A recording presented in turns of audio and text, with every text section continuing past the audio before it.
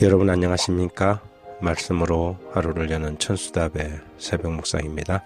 민수기 5장을 오늘은 묵상합니다. 나도 너를 정죄하지 않노니. 민수기 5장은 대부분 가정에서 벌어지는 의심과 질투의 문제를 다루고 있습니다.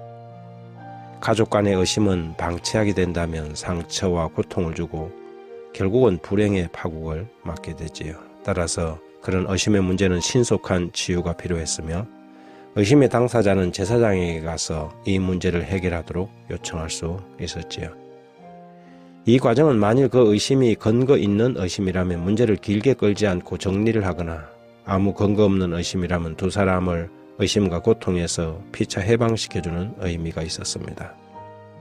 민수기 5장 13절 이하에 한 남자가 그 여자와 동침하였으나 그의 남편의 눈에 숨겨 드러나지 아니하였고 그 여자의 더러워진 일에 정인도 없고 그가 잡히지도 아니하였어도 그 남편이 의심이 생겨 그 아내를 의심하였는데 그의 아내가 더럽혀졌거나 또는 그 남편이 의심이 생겨 그 아내를 의심하였으나 그 아내가 더럽혀지지 아니하였던지 그의 아내를 데리고 제사장에게로 가서 그를 위하여 보리가루 10분의 1 에바를 헌물로 들이되 그것에 기름도 붓지 말고 유향도 두지 말라. 이는 의심의 소재요 죄악을 기억나게 하는 기억의 소재라. 의심의 제사를 드릴 때 제사장은 먼저 여인을 불러 의심의 소재를 들고 자신의 순결을 고백하도록 하였습니다. 의심받을 만한 어떤 허물도 없다면 그는 모든 저주의 말에 아멘 아멘 하고 고백했지요. 유대 랍비들에 의하면 자신이 허물이 있고 미리 고백했다면 의식을 행하기 전에 행벌을 면하고 아무런 보장도 없이 남편으로부터 쫓겨났다고 합니다.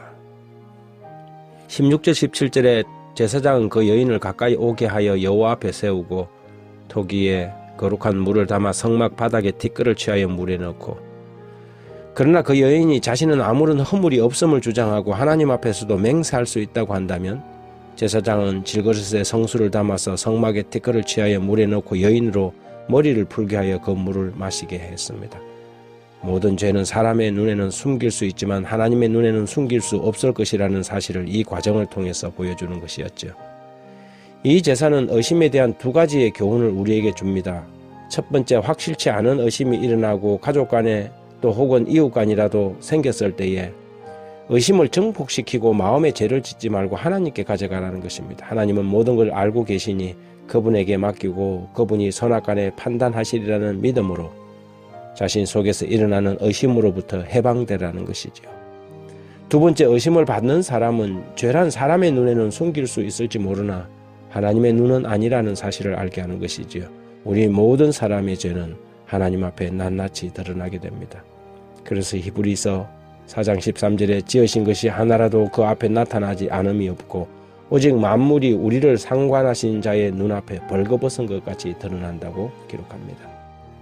우리는 하나님을 속일 수 없습니다. 만물은 하나님 앞에 나타나 있지요. 끝까지 거짓말과 변명으로 일관한다면 그 사람은 자신의 맹세한 저주로 말미암아 고통을 겪게 될 것입니다. 하지만 자신의 허물을 숨기지 않고 고백하거나 인정하면 성경의 약속대로 허물의 사함을 받고 자신의 죄가 가리워지는 자는 복이 있게 될 것이라고 하였습니다. 간음 중에 붙잡혀 나온 여인에게 주님이 하신 말씀은 정죄와 책망이 아니라 용서와 위로 그리고 사랑의 권고였습니다. 요한복음 8장 11절에 대답하되 주여 없나이다. 예수께서 이르시되 나도 너를 정죄하지 아니하노니 가서 다시는 죄를 범하지 말라 하시니라. 작고 사소한 것에서부터 의심이 일어나고 불신이 생겨납니다. 그럴 때 우리는 그런 의심과 불신을 키우는 사람이 아니라 하나님 앞에 가지고 나가 그분에게 맡길 수 있는 용기와 결단의 사람이 되어야 합니다. 해결할 수 없는 문제를 자신의 가슴에 넣어두고 계속해서 의심하고 질투하게 된다면 문제는 점점 심각해지고 마침내 가정과 공동체는 큰 손해를 입게 될 것이지요. 나도 너를 정죄하지 않는다는 주님의 말씀에서 오늘 아침은 교훈을 얻게 됩니다. 하나님 아버지, 의심이 일어날 때 속으로 남들을 정죄하고 비난하고 질투하지 않도록 하나님께 맡길 수 있는 믿음을 가지게 해주십시오.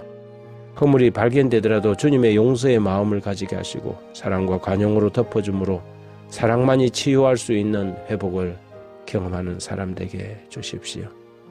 하나님의 사랑에 빚진 자로서 살아가는 우리가 남의 허물을 덜추고 폭로함으로 오히려 우리의 허물을 추구하지 않게 하시고 우리도 또한 그런 허물에 빠지지 않도록 하나님 앞에서 사는 그런 사람 되게 해 주십시오. 예수님 이름으로 기도합니다.